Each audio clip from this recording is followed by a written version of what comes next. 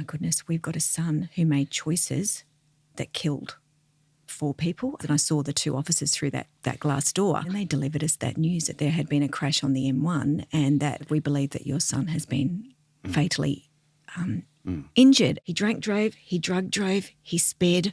What do you expect?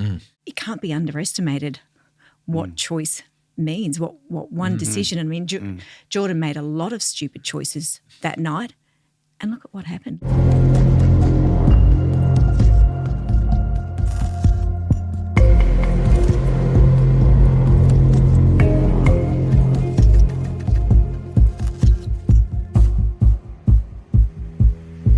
Today, I had a sad yet inspiring conversation with Melissa and Peter McGuiness. We talked about the death of their 18-year-old son, Jordan, who died in a horrific car crash in 2012. It was a crash that could have been avoided. 4 other young lives were lost in the crash. Now, death on our roads, unless it impacts on you personally, is often just passed off as road statistics. But for those close to the people killed, it's life-destroying. It's hard to imagine the pain of losing your child in those circumstances. I speak to Melissa and Peter about that, but there is also another complex layer to what happened to them. See, their son Jordan was driving a vehicle that crashed into a parked car containing the 4 victims. Jordan was almost 3 times over the legal limit, travelling well over the speed limit, and had lost his licence just days before. As I've said, it was something that could have been avoided. I had a deeply personal conversation with Melissa and Peter about all the emotions they've had to process. That includes shame, anger, sadness and regret. We talked about the guilt they felt and coming to terms with the fact their son's actions destroyed so many lives. Have a listen to what they have to say. It blew me away, and I think you might feel the same way. Melissa and Peter McGuiness, thanks very much for coming on I Catch Killers.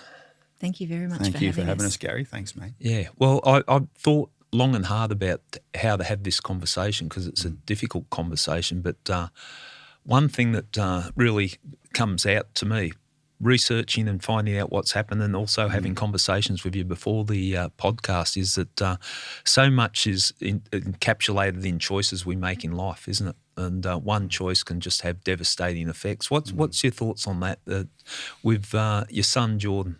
A bad choice and look what's happened. Do you often reflect on the consequences of choices we make? Well, it's very much shaped our lives, hasn't it, Melissa, for the last nearly 13 years now. And certainly, closer to the time of the crash that Jordan caused and the tragedy, we're sort of fixated on this idea of like one choice. Gee, one thing can lead to all of this impact. Particularly for his victims, his victims' families, which really keeps us going. Making sure that this kind of thing doesn't happen again to the extent that we can. But we've learned that that idea of one choice. Yes, it was one choice, a number of choices that Jordan made on that night, but it's also really. It's been revealed to us through the work that we do with so many teens around the country that often these things are a series of choices. Right. These choices are made in a social ecosystem where there's patterns of decision-making or recklessness that develop that sometimes you just can't see as a parent and sometimes you just can't see yourself or inside your circle of friends. So long answer to a short question, we do reflect on it. But what we've concluded, haven't we, Melissa, is that it's just so often more than just that one choice. Well, I want to, and we're going to delve very deeply through the course of the podcast into the education and the messaging that you're getting out from what happened with the situation of Jordan's choices and the tragedy that unfolded following on from those choices.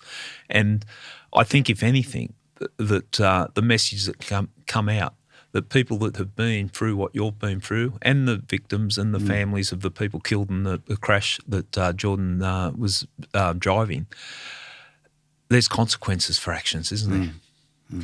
It's interesting because the whole last 13 years since Jordan's crash, all of it has come down to Jordan's choice. Yeah. Everything that we've done from that day to this day has been around the choices that Jordan made that night. So it can't be underestimated what choice means, what one decision. I mean, Jordan made a lot of stupid choices that night. And look at what happened. Look at the amount of families that were devastated. And we think this all the time, don't we, that we will never seek sympathy for ourselves. People often share sympathy with us and we think the sympathy is reserved solely for Jordan's victims and Jordan's victims' families because of the choices Jordan made. And he would never have intended to harm anyone that night, the family that he loved the most, let alone his victims and his victims' families, yet through his choice, look what he did. It saddens me, and I get the sense of all the times that you've spoken publicly and that you don't allow yourself to have sympathy for yourself. I'm sitting here saying to you, I've seen a lot of tragedy in life from people's actions and that. But, be kind to yourself too. Like you're a victim of Jordan's choices as much as the other people are. So I think we forgive Jordan. Yeah. And for the millions of reasons how much we love him and miss him and admired him as a person. I think there's a difference between that concept of privately commemorating him and privately, of course, we forgive him. Yeah. But it's a separate thing to also own his culpability and own the choices that he's made. And part of the journey with carrying this weight and understanding how we can make use of it in some sort of positive way is, I guess, that separation between loving him and forgiving him and privately commemorating him, but also being really sensitive about the idea publicly that this is not a celebration of Jordan's life. We don't do what we do with YouTubes for any sort of healing for ourselves. What we seek is change, Gary. Okay. It's heavy. I think what people might not realise too is that that very day Jordan made those choices and he destroyed so many lives, what he did was he transferred his culpability onto the shoulders of the people that he loved the most. And that from that very day that I sat at home and we got the knock on the door from the police, we felt that really heavy weight of civic responsibility. Whilst all the information about Jordan's crash wasn't available right then and there, we knew that it would be his fault. So we instantly felt that feeling of going, oh my goodness, we've got a son who made choices that killed 4 people. I mean, what do you do with those feelings of civic responsibility? And they were instant, weren't they? Like we were in the middle of going, what the heck is even happening, but also feeling that weight, instantly. Yeah. Mind you, it also should be said, we didn't start YouTubes immediately. No, gosh, no. Of course, it took a number of years, 4 years before we were even able to formulate the idea that there should be something that we could do. It will never be made right, but if just one family can be spared, the tragedy that Jordan's victims' families have been through, and our own, then any kind of effort we can put in at all, small or large, would be well worth it. Well, you're right. Just making the difference in one person's life or steering one person in the right direction can have a ripple effect that you can't even comprehend how far it reaches. Let's talk about Jordan for a bit. When was the last time? What's your last memory of Jordan? Both of you, like the last time before you got the horrendous knock at the door by the police. What was your last contact and memory with Jordan? You first. Okay. So the Sunday before Jordan died, so 6 days before Jordan died, and it was not far off Christmas. And Jordan and I went shopping to buy Jordan's Christmas presents, and we actually had a really lovely day, and it was so rare that the two of us spent time together because, like what 18-year-old wants to hang out with mum. Not cool. Yeah, exactly. So we had this really lovely day. We went out and we had lunch together. We laughed a lot. It was just him and I. And I actually tell this story during part of the presentation that we do into schools, but we were shopping in a particular store, and Jordan was just trying on everything going that we were going to buy him for his Christmas presents. And while he was just trying on his clothes, I went in and I just tried on this black dress just for fun. And I came out and I said to Jordan, "Hey, what do you think of this dress, mate?"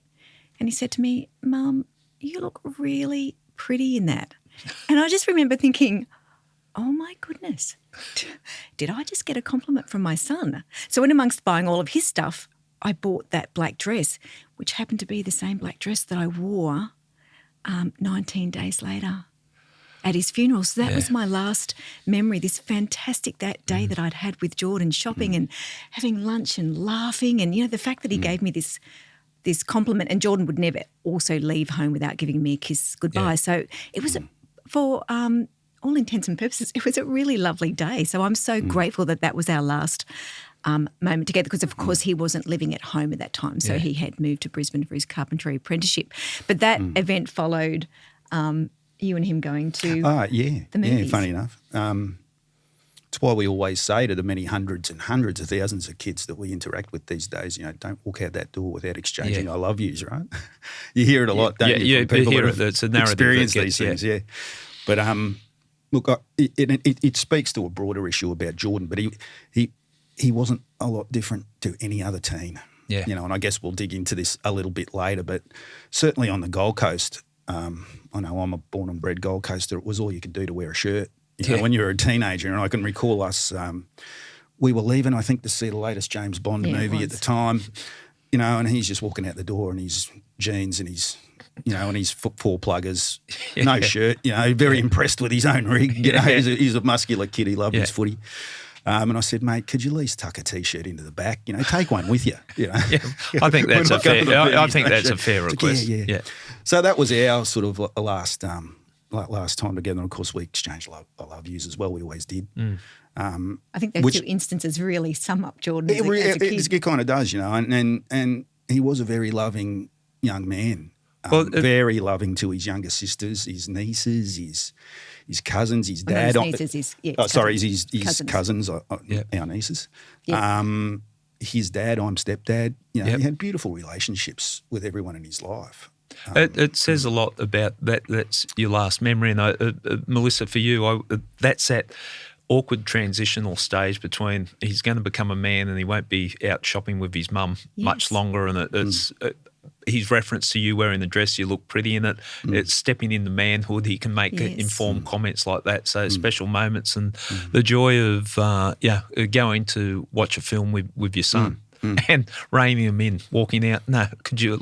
My normal comment would, could you put some shoes on? That would be maybe you should wear some shoes if you're going out. That type of thing. But look, I'm glad you can hang on to those memories, because they must be so important to you.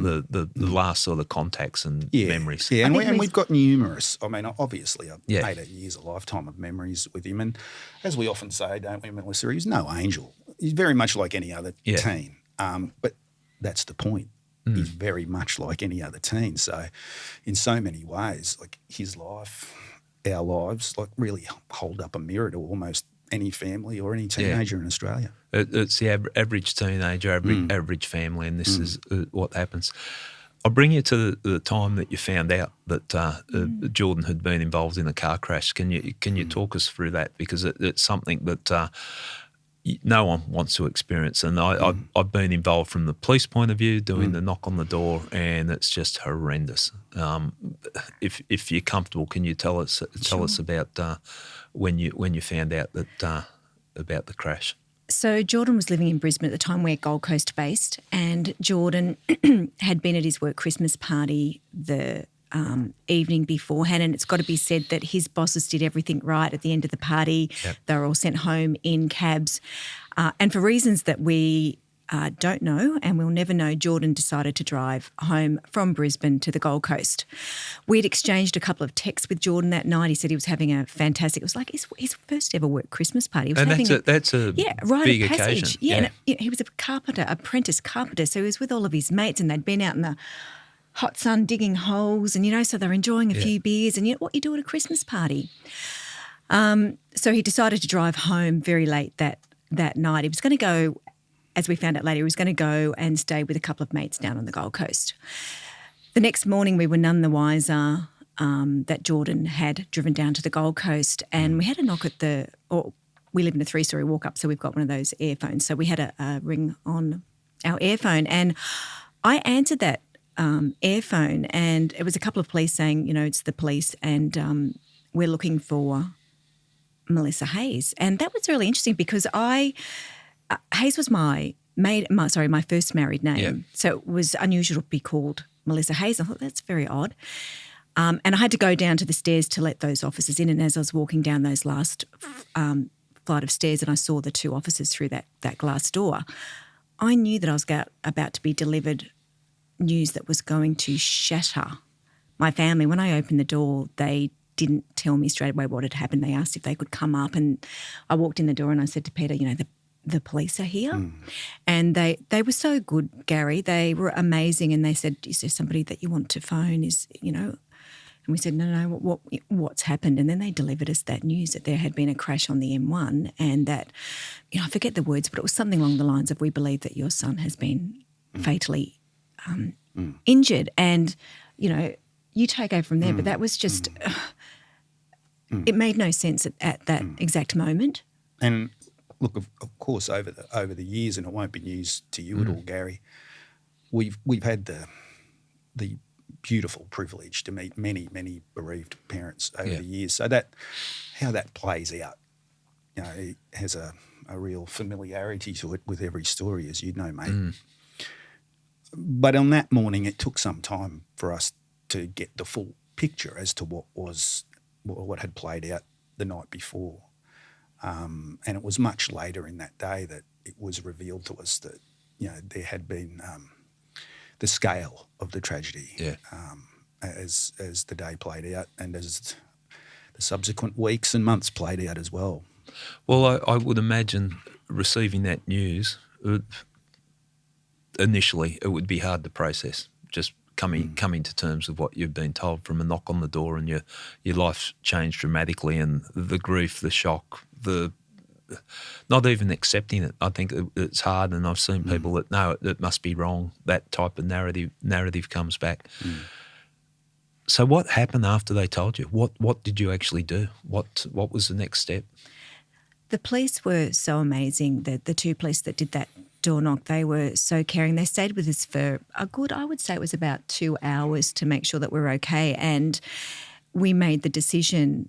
Actually, I had a girlfriend staying with me. My best friend was there that night, and I had my youngest daughter, who was 4 at the time, at home. And we made a decision that we wanted to go to the police station and meet up with those first responding officers. We wanted to understand a little bit more about what had happened. In fact, we were in so much shock. I don't even know quite how to put it into words. So my friend that was staying there, she minded our 4-year-old daughter, and we just drove straight to the police station, and we were there with the first responding officers. And I'll never forget it because there was a young man there who, look, he looked like he was maybe 20 years old, something like that. He looked so young. And to think that, that was probably his first big crash scene that he had been to. And it's never lost on me. And thank you so much for the work that you do, because I think about what that scene must have looked like to the many police, ambos and fireys, the undertakers, all those people that were there that night, to see this young man, to go, my goodness, that would have been probably your first big horrendous event that you've turned up to. And my heart breaks thinking,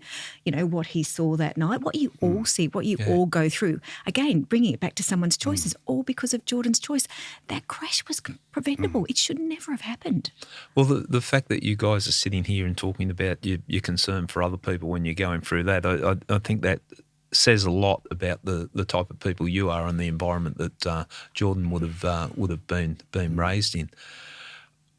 You've found out that it was a crash. You started to find out more details of the crash. When did the I'll call it the realisation come to the fact that it was Jordan's actions that caused the crash? When did you start to come to terms with that? I think life a bit of a blur, Gary. Yeah, but.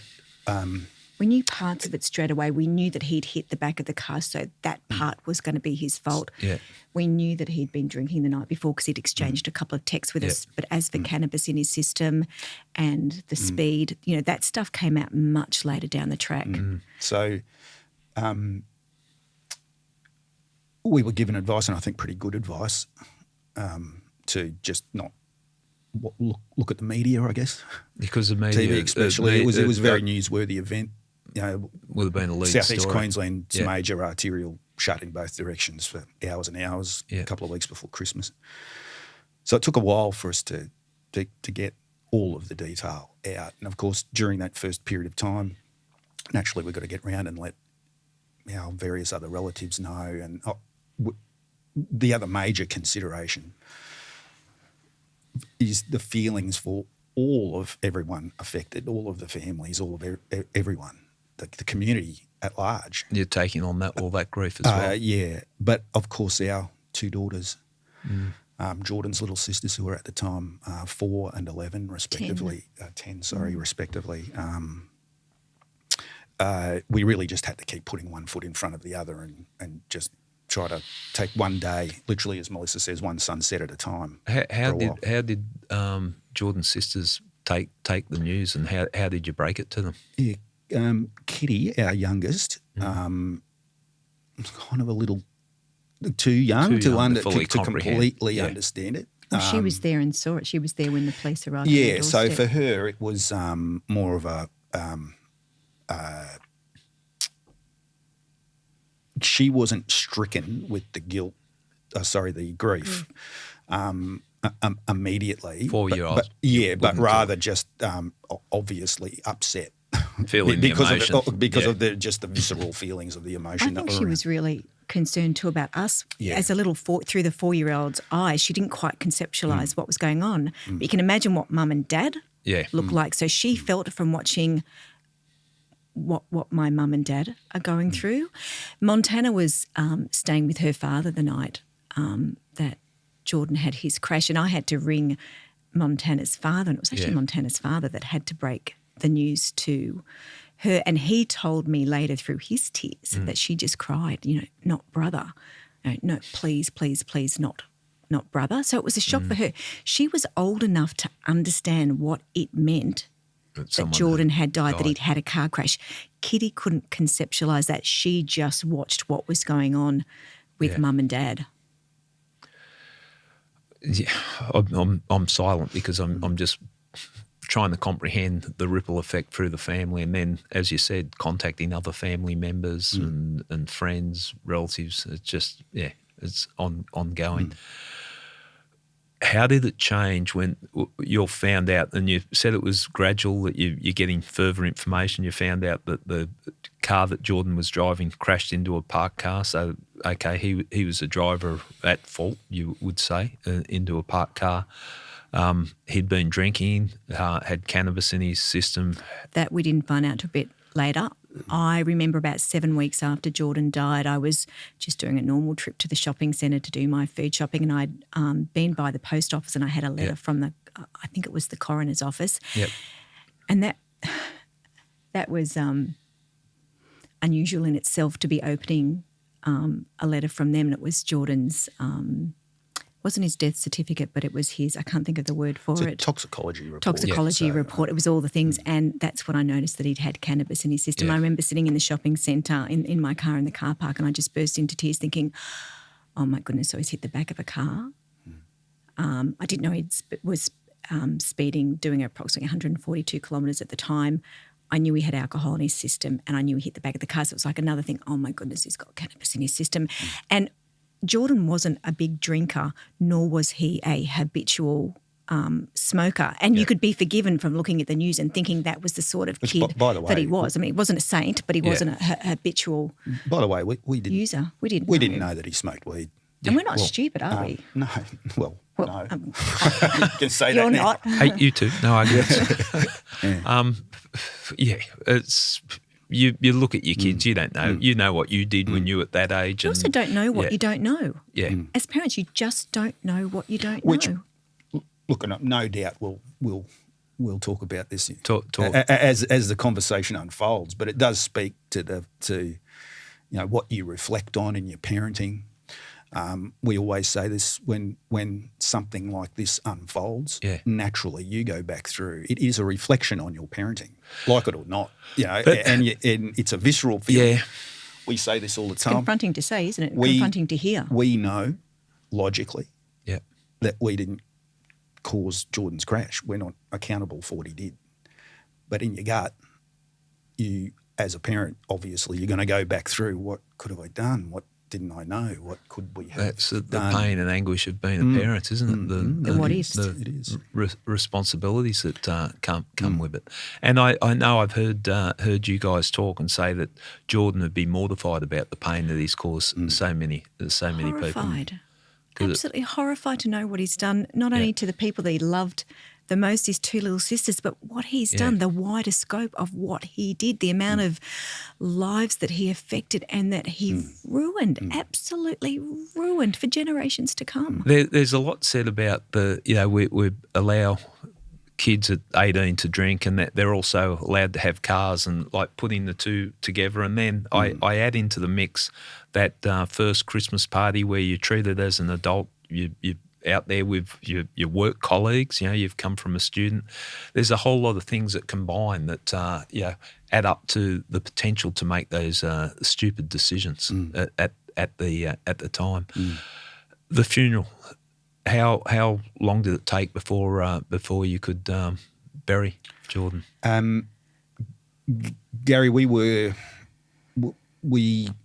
didn't have our service for Jordan until after the poor other kids were laid to rest.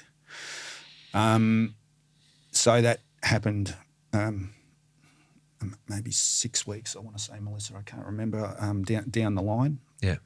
But really that whole period of time is quite a blur.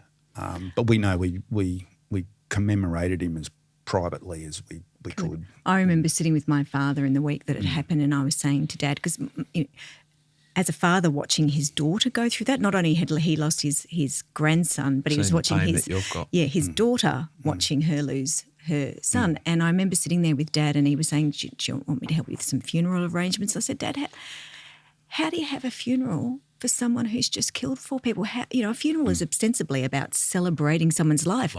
When he killed those 4 people, he lost the right for us to go out and celebrate him. How do you celebrate your son who on his way out kills 4 people? And it was, again, they were visceral feelings of just going, what do you do here? And there was no way we were going to go out and have this big celebration for him. Which, and we got to come back to this, I guess we discussed it earlier. We love him. It's not we've had people kind of in the past be a bit confronted by the fact that we own his culpability and what he did. And like I say, that's different to not loving him and missing him desperately and forgiving him, like us forgiving him. Yeah. But we understand why other people may not.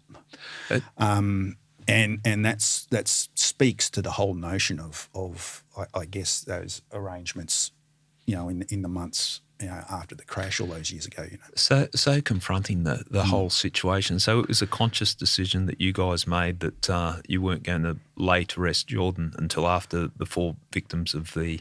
So remembering that Jordan's father also played a part in it. Jordan's father wanted to have a funeral, so I just said, well, you do your thing. I just feel like it's inappropriate for me. I don't feel like we should be we'll do something very quiet, something very personal afterwards. So there was a funeral service for Jordan. It was 19 days, I think, after he died. We did go to that, but we didn't open it up to our wider circle to attend. I just took my immediate family, my nieces and nephews, and that was it. I just felt like it was in not any respectful. case, suffice to say, it was just a fraught scenario for everyone. Oh my goodness! No one could win. We're also in such a blur too. Like even that whole period of just going, what do you do? What do you do with all of this? But again, you're astute to be asking the questions, and digging into our feelings. But in answering them, we need to be very intentional about saying none of this is to seek sympathy for ourselves. Yes. Yeah. These are feelings that we'd feel, anyone would feel. But we're not saying, oh, poor us. We rarely talk about this. So they're good questions to ask us and confronting questions to ask us. But like I keep saying,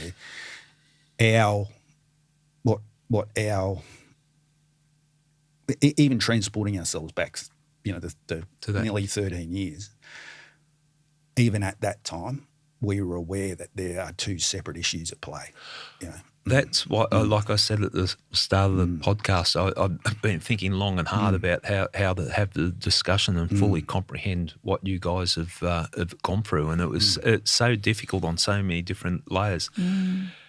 It's, when I say easier, it's probably the wrong choice of words, but to make a decision, if a death was someone else's fault, you can channel your anger there, or you can accept it was an accident and it's a fate. Powers greater than us have made the decision. But there's so many things that you're going through. Did you reach many layers of complexities? Did you reach out to the other families? We were advised not to. Yep. Probably for reasons that you'd understand as a former police person. So no, not at that time. Yeah. Under advice. Yeah. Right. That was really tricky too. Like all I wanted to do was to reach out to those families and say, I am so sorry for what my son did. That was hard not to, but we always took that advice from the police. And that was one of the first things that I asked anyone in the services, because I always felt like, am I doing the right thing? Should I be reaching out? And everybody always said, do not. It's not up to you to reach out to them to make yourself feel better. Yeah. They may not want to hear from you. And that was hard. That was really hard. And of course, all of those dynamics continue to be challenging. And all we can do with them is to put our hands on our hearts and just say we are doing everything we can to try and ensure that no family goes through anything like this again, if we can do anything about it with what we've experienced. And I guess we'll get into it later, but You Choose is working. Yeah. And if it wasn't, we wouldn't be doing it. Well, let's just explain, because we will talk about it, but You Choose, that's part of the non-for-profit advocacy you've got, and training or educating people on what you've been through to try and prevent this type of thing happening. When did you find out the full circumstances? You talked about a toxicology report coming through. Was there a coronial inquest, and did you attend the coronial inquest? And the coronial inquest was 3 years later. So that's when all the full details came out. Yep. We chose not to attend that, and we only found out only a few days before. It took so long for that report. So Peter was overseas for work at the time, and I found out maybe about 4 days before the coronial inquest was on. And I spoke to the coroner myself, and I just said, I don't think I can come. It was really confronting to know that I would be there with the families. The families of those people that Jordan killed, and I knew that he wasn't there to own up to what he did. All of that would fall onto me. So I spoke to the coroner and I asked him if he could send me the forensic crash report. I wanted to know exactly what happened. I felt like I owed it to Jordan's victims' families to understand everything that meant. So I got the forensic crash report right at the time the inquest was going on, and it was a really tricky time because it was all over the news again, and it was only 3 years down the track, and it was just it was crazy. And I remember sitting down one night and I read that report cover to cover. Like I read the whole thing, and it was confronting, and I just cried and cried thinking about it.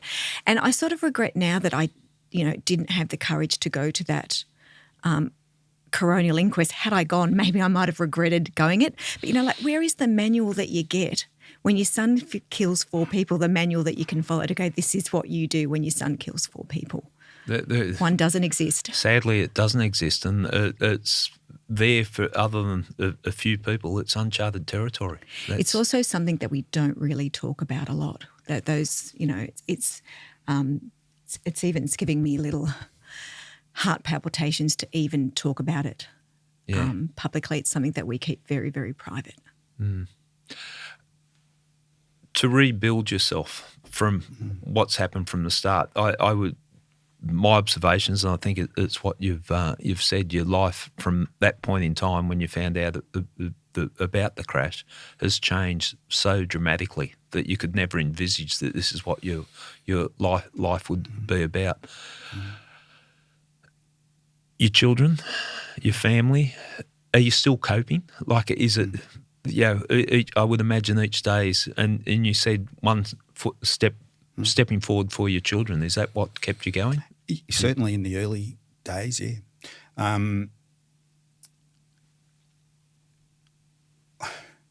We pretty quickly figured out that there wasn't healing involved in any of this. Yeah. And that if we were seeking to put the weight of grief and the visceral feelings of culpability down, or it was some form of process that you recovered from, I think it was misguided in our case at least. And I think from the time that we realised that, look, we've got a weight to carry, what does it mean? How do we assist each other to carry it together? And how do we carry it with some sort of sense of purpose and meaning? Is there any sort of grace or peace anywhere in this? Where we're seeking it, we sought it, but from the time we realised that, hey, putting it down is not going to work, we got to understand how to carry this. Okay, so you can't put that in the compartment and just step aside from it and not open it. Was there any advice, or how quite often through homicide and where deaths have occurred in tragic and sudden circumstances, the people around, the families of the victim or the person who has died don't know how to meet with you. And I've had families of murdered victims saying that close friends would avoid them because they don't know what to say. People just didn't know how to react, or just pretend it didn't happen and have a conversation. What were the things that helped you the most, the way that people reacted around you and supported you? I think, would you like to? I guess I'll go in the first instance. For us, it was, and we say the same things. That's why we're looking at each other. We know what we're going to say. People want to solve. They want to make you feel better. Yeah. And that's beautiful. You don't want them to understand, do you, Gary? You don't understand. No, so when people say to you, I could never understand how you could feel, you kind of go, good. I never want you to understand how it feels. The most effective support that we've got and that we still get and that we'll always get is just the simplicity of just love. Yeah. Solutions, not so much. You can't turn back the clock. Love and support is what has always been the most effective for us. And it's certainly, uplifted us and enabled us to sort of move on to something that might be a positive out of all of this. So, the simplest thing. Okay, is that you share that view? Well, I always think of the story that comes to mind in the very early days, and a lot of people, would overhug me and they would be so saddened for me, and I'd be like, oh, you just got to leave me alone. Like, who's the hug for, you or for me? And in those early days, a lot of people would just be like, how are you? And I think, what do you bloody think I am? And it was such an insulting question. I was like, why would you ask me that? And I was at my daughter's creche at the gym that I used to go to at the time, and she was a much she's maybe in her late 70s, I guess, and she came up to me one day and she just, she put her hand on her shoulder and she gave me a squeeze and she said to me, how are you today? And I remember thinking, thank you for saying today, that one word, because yesterday I was absolutely, atrocious. Today I'm feeling okay. So thanks for letting me off the hook that, it's just about today. And I have said right from the very day that Jordan died, we only got through one sunset at a time. So the idea was to get through today, right? There's another sunset. Rightio, tomorrow we'll just get through to tomorrow's sunset. And a lot of people, wanted to involve themselves in what was going on. And I am so grateful that this man has such a not you pointing at Peter. Okay, it's audio. There is video, but there's no audio. You're pointing at Peter. This man, he has such a high emotional IQ. So during this period, he instinctively knew what to do to protect his family. Now, it might not work for someone else's family, but we became very, very insular. We sort of reached out to everyone saying, just give us time. Please don't phone. Don't drop over flowers. Don't knock on the door. We just need to sit and be we need to sit in this and understand it. So we were very much, we didn't include people in the process. We asked people to give us a lot of time. We also had the girls. So it was like, and again, like, where's the manual? Funny enough, just being listening to your many podcasts, Gary, you probably, I know that I can recall hearing this before, and we certainly hear it from other bereaved people or other people that are dealing with, dealt with tragedy, is that the next steps in your life aren't necessarily linear. Yeah. Like you're not necessarily hanging around holding hands going, right, we're all experiencing this together. There's a way you deal with losing Uncle Clary at 90, and then celebrating a beautiful, rich, full life. Yeah. And there's there's the other things, and it's not always this neat sort of square peg in a square hole that one size fits everything in terms of how you go on and what next steps look like and all that. And I mean, we might live another 30 years or 40 years and still not have the answers.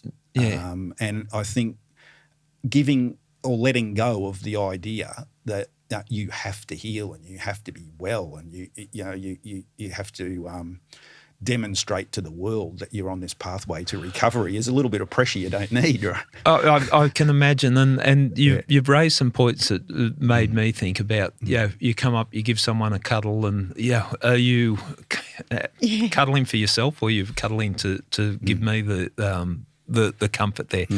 I like what you just said there, and I think if we're going to get messaging across, and we are in this podcast, because I think it's inspirational what you guys, how you've processed this, and steered it in a positive direction in terms of education and letting people learn from what happened in your situation.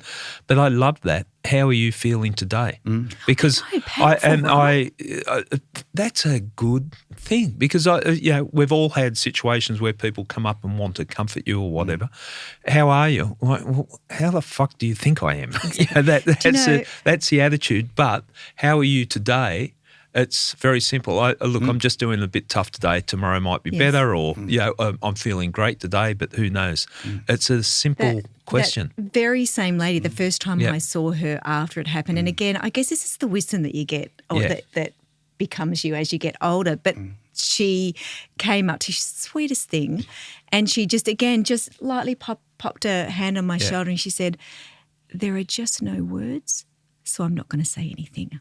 And I remember thinking, thank you, because that's the exact thing that I want to hear. There are no words. So people often ask me for grief advice, which I think, oh my goodness, just because I've gone through grief doesn't mean I'm that we are grief experts. And you can't compare grief. No. You can't compare my grief and someone else's grief. And I was lucky. I had an emotionally intelligent husband. I had young girls that I had to keep getting up every morning and getting them to school. Kitty was still at home at that stage.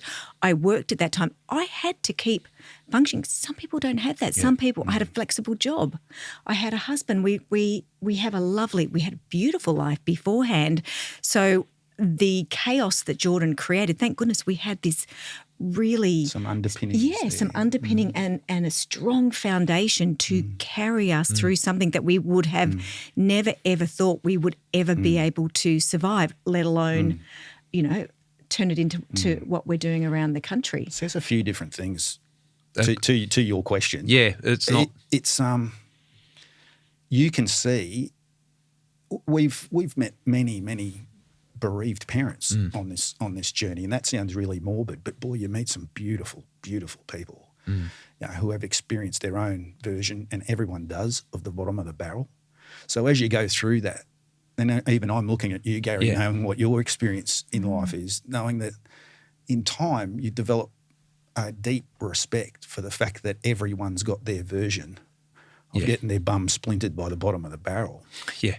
Right. And everyone responds in a different way. And I think it increased our empathy in general, because while you're dealing with your own kind of narrow version of what that looks like, certainly early in the piece, part of going on is to sort of broaden that focus and go, it does tell you that the world is carrying a lot of pain out there that you're not necessarily seeing. Yeah. You know, so, and that can manifest itself in so many different ways. Like we are blessed because if we didn't handle this entire set of circumstances in a way that was complementary to each other, you can see how these things would just destroy, just tear people apart if Yeah. you weren't on the same page. The other side of that same coin is that having gone through that together, I often say this, and I'm sorry for repeating myself, sweetheart, but it's one thing to love each other. It's something else altogether to admire them. And that's profound. You better get the tissues out. That's Yes, very yeah. So those steps, and it's taken a while to actually understand that feeling and being able to articulate it, because we often get asked, how do you, even to what the work that we do, today, all these years after, it can be depleting. It has to be. You have to be vulnerable to do it, right? You're giving, you're coming on here, you're talking about some very deep emotions publicly. Don't get us wrong, we've had some very, very dark, dark moments. But we've done it together. We look like we're strong and brave and all those things, but it's been a journey to get here. But I guess what I'm saying is that if you find a way of filling each other's tank as much as it gets depleted, and you're doing that for each other, and it's complementary, including our daughters and the rest of our family being able to do that, you can make sense of something that literally doesn't make sense, as you correctly pointed out, going all the way back. I've seen family situations and couples caught up in tragedy that life dishes out, and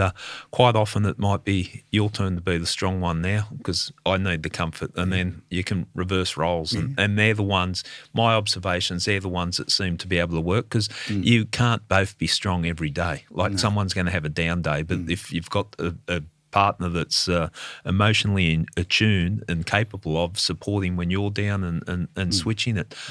I think the complexities of what you guys have gone through is it's not just grief. You carry shame, you carry regret and a whole range of very powerful emotions. So it must have been so difficult navigating your way through all that. And thank goodness Peter has such a high emotional intelligence. Had I been, you do. And Don't get cranky out of I Peter. was going to say, and if you keep looking at me like I'm an idiot, we're going to have the next argument. Stop it. Yes. No, he is. Yeah. That really helped our family get through that. Peter knew what to do to protect his family. I'm so grateful for that. I would not be the woman that I am today. I would not have been able to do the part of You Choose that I do had Peter not been able to steer us in those very, very early days. Same with my girls. It's why my girls are doing so well. We had the foundation, but then Peter instinctively knew, and it's probably that, that man protector feeling inside of you. And actually, that man protector feeling that you had for your families is what's eked into You Choose. That's really at the bottom, at the end of the day, what You Choose is all about. It's all about how do you protect the people that you love. It makes sense. Where do you think you learnt that from, Peter? Where do you think those characteristics were instilled in you?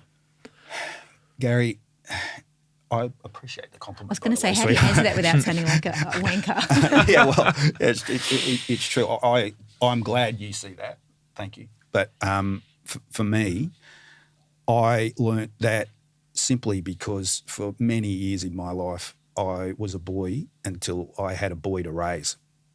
I met Melissa in my mid-30s. Yeah. Melissa had 2 kids. Yep. One very young kid and Jordan, who was a little bit older. And I realised, having met Melissa with the 2 kids, just exactly what was missing in my life. And as cliched as this is, I was just a lion walking around the savannah without a pride. I like the description. I understand what you're saying. I just didn't.